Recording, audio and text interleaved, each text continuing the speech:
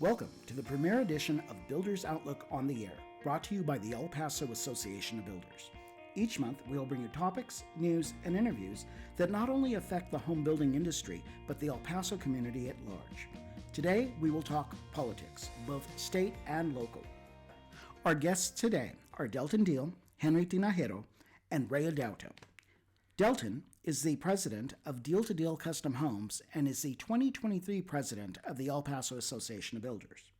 Henry is a senior vice president with West Star Bank, and Ray Adauto has been the executive vice president of the El Paso Association of Builders for the past 20 years. Gentlemen, welcome to Builders Outlook on the Air. Every 2 years, the Texas state capitol in Austin hosts Rally Day, when many organizations and groups are invited into the Capitol building to meet with elected officials and talk about issues that affect their interests. On Thursday, March 30th, a delegation of members from the El Paso Association of Builders met at the state capitol. All three of our guests were in attendance. Ray, please tell us a little bit more about Rally Day and its importance to the El Paso Association of Builders. The main point is it's our opportunity to actually go talk to the people who are making the laws that affect us as an industry. We have a saying that many other people use, but we really mean it. We're glad to be at the table and not on the table. And we've had lots of instances of being the turkey on the Thanksgiving table at Easter time. So it's just one of those things where politics is a necessary part of our job. Rules are made, laws are changed, special interest groups, and we are one. We're a special interest group. That's why we go tell the legislators what our interests are and who we are. If we don't give our side of the story, then somebody else will tell it for us, and that may not be the truth. So Rally Day has a long history, and it was a meeting in the past of the governor or lieutenant governor meeting with the top 5 or 10 builders at the Texas state. Now we have 26 associations across the state, 23 of which participated in Rally Day. And more importantly, it's when our builders and associates go to meet the legislators actually start to believe that these are real people, real events, real needs, real special interests, and they respect the word of that average voter coming in to speak to them. It's a hard trip. It's not easy. Delton, share with us your experience at Rally Day. Well, I think the first time I went, it was an eye-opening experience because you didn't understand. It was also, you go there expecting a different thing. The building itself is a little intimidating if you don't really get into it, and you see how many people are running through the halls. So it was really a learning experience, just listening and watching the first couple of times. Now this time we were well represented with some 20 people from El Paso, so when you get in, talk to the legislators and you got that many people crammed in their office, it tend to pay a little more attention to you. So it was really eye-opening. I think it's always impactful, and I think getting in front of the people that are really going to represent the laws you care about is really important when you show your face for that. Henry, you've been to Rally Day several times. Tell us about your experiences. As far as for me, this last one was my third or fourth one. I think fourth one, and just like Delton, very eye-opening experience at first. You're a little intimidated by what's going on out there. The building, you go in, you see these legislators, but as I have gone through this, you get to see, and Ray does a very good job when we meet with our legislators. He makes sure that they know who's in the office. We're crammed in there, and we've got builders, we got bankers, we got title people, and so they're listening, and it's very impactful when we actually put these issues on the table for them to listen to, and what would affect the industry. Ray, can you tell us what topics were on the table this past Rally Day? What were the discussions that took place? The goal for Texas Association of Builders this year was reforming the Residential Construction Liability Act. It has been a contentious, litigious law that needed reform because it hasn't been reformed in some 20 plus years. We needed to make it more consumer responsible and better for the builder as well by reducing the liability time that a builder is required to. For instance, I don't think many people know that in the state of Texas, when you build a house, you may give a 1-year warranty, but you're responsible for that house for 10 years under state statute. That could have 2 or 3 owners in it by the time it gets to the 10th year. People don't tend to take care of their homes when they're new, and so they reduce the amount or don't do any maintenance, and creating other issues with it as it ages. So we needed to address those things and also address the overzealousness of some of the attorneys who have built a practice on suing builders. So all of those issues came up. That's where TAB and HomePack, the PAC for the Texas Association of Builders, put its money into, was that one big step. And fortunately so far, we've been able to get out of committee, which means we still have a process to go through, but we were not stopped at committee, which means a lot. It means that you actually broke through the 7,000 plus bills that have appeared this year, and you're going to probably be on calendar, which means you're going to go to a vote.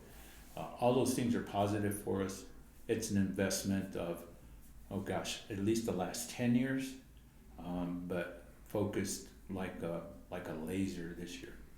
Aside from statewide legislation, I understand that local issues were also discussed, in particular, Proposition K. Delton, do you want to expand on that? Well, I think as everybody knows, Prop K is taking on a big hit, and it's really something extremely important, and it's going to be on the ballot, very soon here. So it's important that we're all talking about it, understanding it, first of all, making sure we understand what Prop K is, and that how it's going to affect the building industry in particular, if it's voted in. So we stand strongly against Prop K. We as an industry were behind the no vote. The opposition, the proponents for Prop K were there a couple of weeks before us, speaking in favor of that. So they've heard both sides now. They know that is an issue. That brings up an interesting point. I mean, that is exactly one of the reasons, one of the functions of Rally Day is that obviously they're not hearing just the builder's message or the association's message, but opposing messages as well. There has been a lot of discussion both for and against the proposed climate charter on the ballot this coming election day. It is known as Proposition K. Voters will decide whether to adopt Prop K or reject it. The complete proposition can be found in the latest edition of the Builder's Outlook, but in a nutshell, the proposal calls for hiring a climate director that reports directly to City Council, creating a climate department, creating a 9-person climate commission with members appointed by the City Council, creating an annual goal for new climate jobs and a policy to transfer current city employees to climate work and provide a preference for contractors who are able to advance the city's climate policy, creating a solar power generation plan for the city, along with policies to encourage rooftop solar power generation and require both new buildings and retrofitted buildings to include solar power generation. It also requires the employment of all available methods to get the city to 80% renewable energy by the year 2030 and 100% by the year 2045. Perhaps most controversially, it requires to ban the use, selling, or transferring of city water to, quote, fossil fuel industry activities, end quote, outside of city limits, including El Paso Electric. While in the abstract, this may all sound like a step in the right direction to embrace solar energy and address climate change, but the EPAB, along with other major groups and associations such as the Greater El Paso Chamber of Commerce, the El Paso Association of Builders, El Paso Electric, and the Hispanic Chamber of Commerce, are opposed to the proposition. Criticism so far from major groups, Chamber of Commerce and like-minded businesses and organizations, is that this is a far-sweeping, overgeneralized bill that kind of puts everything inside of it under the guise of solar power, which is difficult to fight against because obviously we live in a generation now that is really concerned about climate change.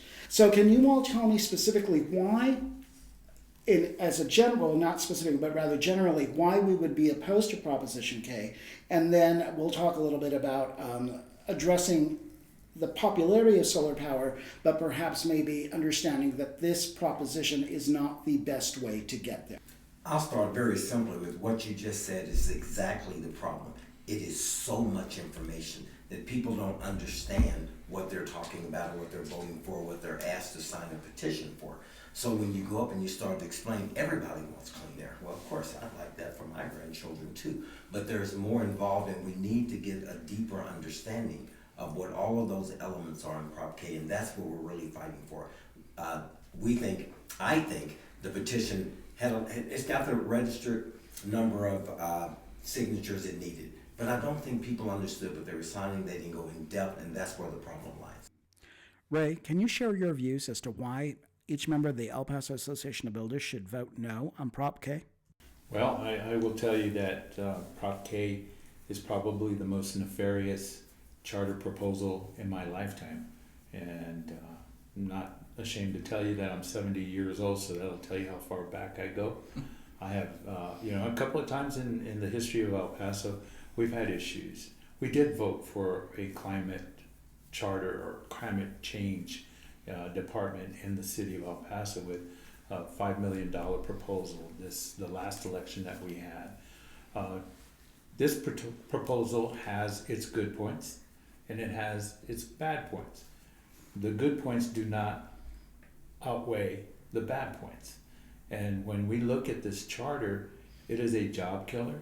It is a proposal to increase taxes by a surprising amount people don't understand, and it could cost El Paso its economic growth. There is enough concern that parties that are sometimes opposed to each other are now unified in the action. We do want clean water. We do want clean air. We do want sustainability. We want nicer things. While it's hard to fight the value of solar energy, it's how we get there that is a concern. So what would you say to voters that are in their heart very happy about solar power and think that we should embrace this and all sorts of alternative energies and be very good stewards of the environment? And how do we reconcile that with the proposition that's on the table for this next election? How, if I am a conscientious, earth-friendly voter, why would I be opposed to Proposition K? Delton? Well, I think, first of all, you got to look at the number of jobs it's going to kill. And you really have to get into the numbers because there are a lot of specifics that we just don't have. I don't think the information, Prop K has gotten out, but not the information behind it. It's going to be a job killer. It's going to make it difficult to build homes. And when you talk about fossil fuels and who's going to sponsor it, water can't go. It's so many different things, and I just don't think the breadth of understanding is deep. So I think we need to pause. It's on the ballot. So I think we need to get more understanding so that we get a better bill. This one just doesn't hit where we want to go. We want clean air, we want clean water, we want to be safe, we want to, as much as you can, control the air coming from west and southwest, and that's difficult to do, but all of that plays a big role in it. I don't know how you do that, but this bill doesn't really get to the essence of that. Henry, your thoughts?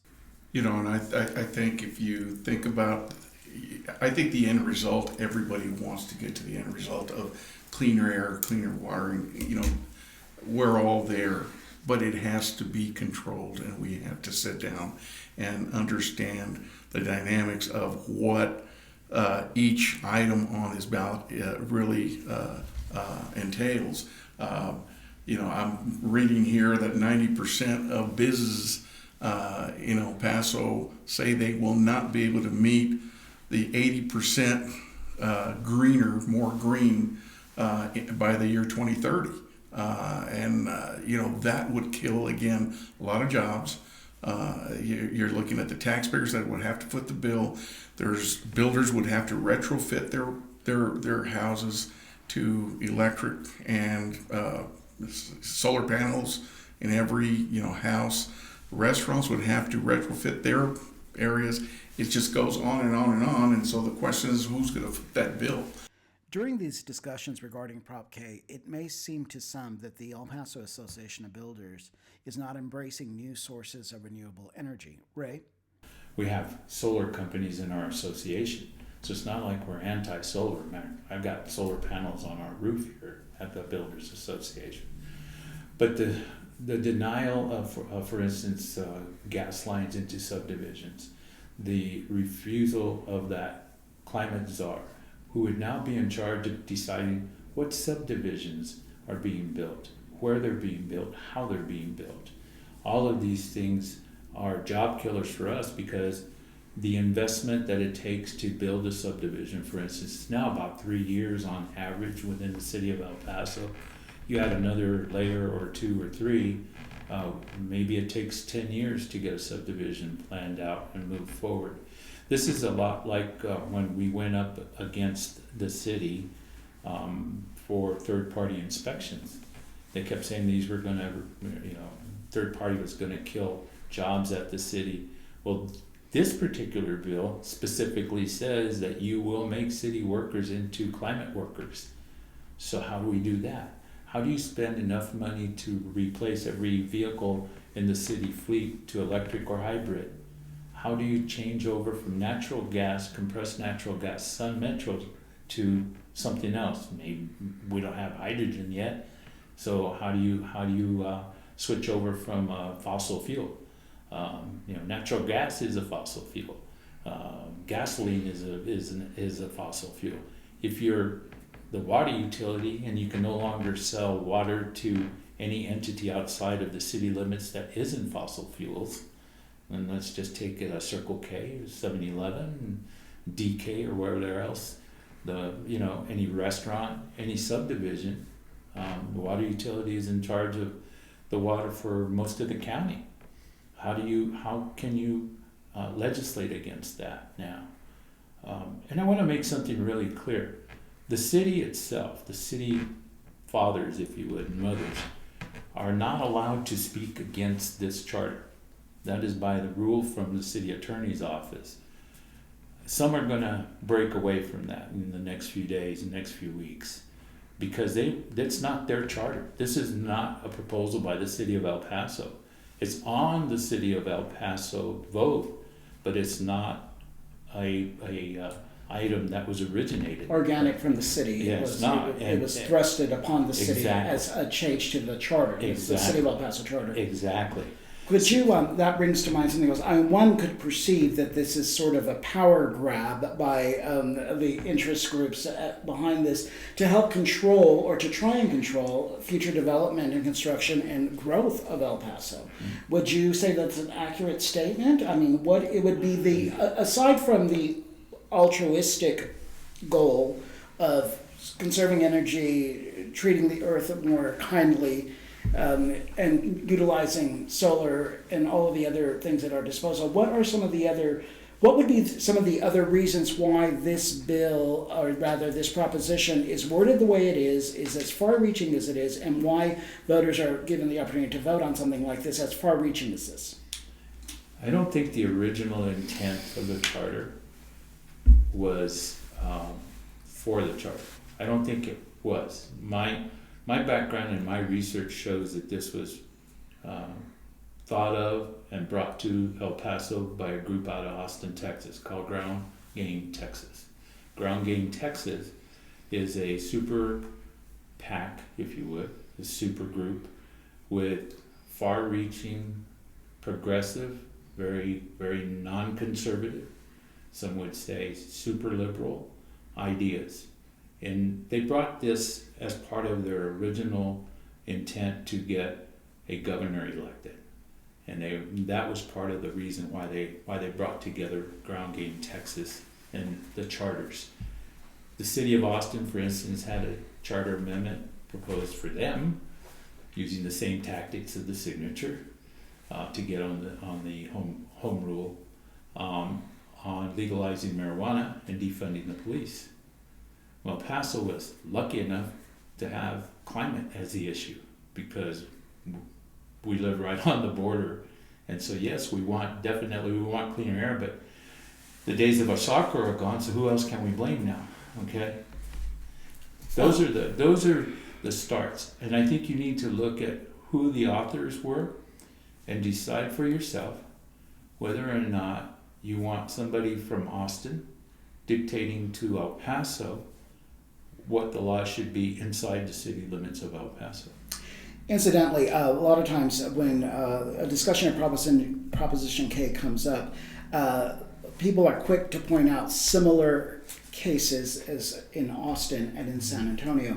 But from what I understand, Proposition K facing the El Paso voters is far more reaching than the others that have passed. Absolutely. Is that correct? This is a little bit more of dealing with things more in the abstract, where we're not really concerned with the real details of what it actually does to the community. Well, one of the biggest things is, the Prop K demands that the city of El Paso take over or municipalizes the electric company. The electric company, first of all, is not for sale. The electric company is in a position, unlike many other utilities, El Paso Electric actually generates its own power and sells power to others, including half of Mexico. Okay, the utility industry today would not be able to afford to have that type of business going, where you are the generator as well as the utility. We're that way because it's a monopoly in El Paso. You heard about everything that happened in East Texas with the freeze and all of this other stuff. It's because really you had 6 or 7 different electric utilities selling to the consumer, and they were having to buy their electricity from somewhere else through the grid, as they talk about it. Very unusual here. The city would probably end up being sued by J.P. Morgan or whoever owns the utility itself for billions of dollars. That brings to mind one of the hidden costs behind Proposition K, because it is without a doubt that should this pass come election day, there will then be just a long line of litigation that comes from And the legislation, you're absolutely legislation. right. And legislation. It's just not litigation, it's legislation. And that is not even calculated in a No. price tag. And it's difficult to, again, speak in the abstract, but according to the Chamber of Commerce, it would cost 170,000 jobs. That's hard to even fathom. And it's hard to actually understand exactly how they came to that number. But there is no doubt whether or not this would cost jobs. If that's correct, it Yeah. would cost jobs. Especially in this Tell me industry. how. Delton. When you start talking about think about a subdivision development. If it's taken us 3 years to get to a development, and you're pushing that now to where all of a sudden it's 5 or 6 years to get to development, those are the number of homes. We're going to run out of space, not land to build on. We're running out of developed properties to build on. So if you stretch that same thing out here, what are you going to build on? You're going to be waiting for subdivisions to be developed and developers. You just can't tie up money for years on end trying to wait for regulations to try to develop it. And I think that's one of the big things, is that smaller subcontractors, most subcontractors are small businesses. They can't wait and continue to go. They're paycheck folks, let's just be honest. They're working jobs, getting paid and moving forward. You run out of subdivisions where you have to wait 3 years for it. What are they going to build? Where are they going to build? And what happens to their jobs. Henry, can you tell me a little bit about some of the financial impact? Have you had any chance to look into that, or perhaps offer some comment as to what that might have for the impact in, as Delton would say, construction, and what that would do to the construction lending market, and where we would go from there if things were come to a halt quite so drastically? Well, if you really think about the financial impact as far as financial institution, you have millions and millions of dollars out to builders to build a house that's going to be sitting there, or they're waiting, including the developer. That is, again, your time frame of getting these things built is going to be longer. It's going to be more interest carried for the builders, and these guys, there's a lot of guys out there, and you're talking subcontracts, they can't handle that financially. And so how is a bank going to look at those businesses, the financial statements, everything's going to look south. Everything's going to have trending south. And so how do you continue to lend to non-bankable companies? That's one. If you look at all the businesses out there, financial institutions, not just builders, but we lend to every commercial, every business that's out there. There's a lot of mom and pops out there. You look at the economics of El Paso, how are these guys going to fathom having to pay to change their restaurant to all electric and to have to change their fleet of 2 or 3 trucks that they have to electric? Financially, they probably wouldn't be able to be bankable to borrow money to be able to do that. Just looking at the costs of going electric, it would be very impactful, and there's where you would see a lot of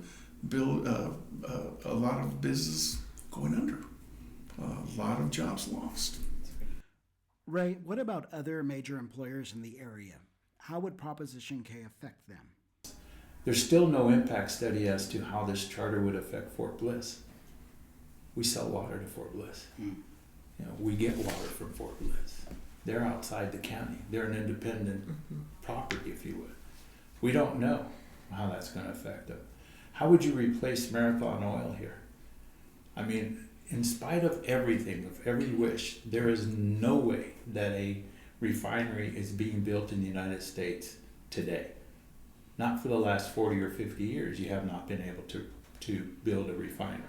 How do we get fuel to and from? And we service not only El Paso, but New Mexico, West Texas, part of East Texas, a lot of Mexico because of the crude that's being refined here.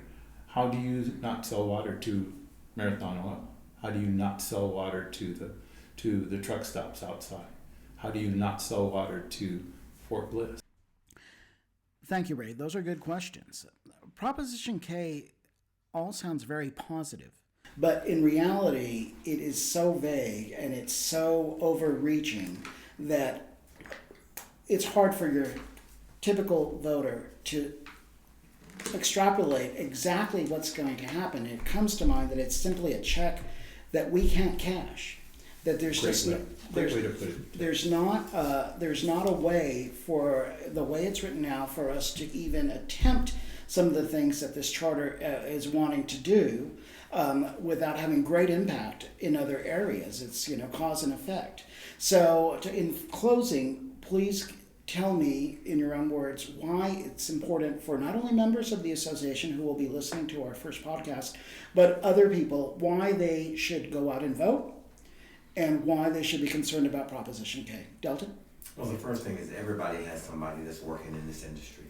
Losing jobs, they're very hard to replace. You can, in an effort to be first and fair, you still have to be right. And we still want to make sure people understand what they're voting for. My issue is let's understand the details. Let's make sure we have a longer study time. Let's vote this down. Let's vote this out. And then let's really get into the underneath, the belly of this thing to say, let's understand what it's going to impact. Because not selling water to anybody that's using fossil fuels, I can't imagine who's not.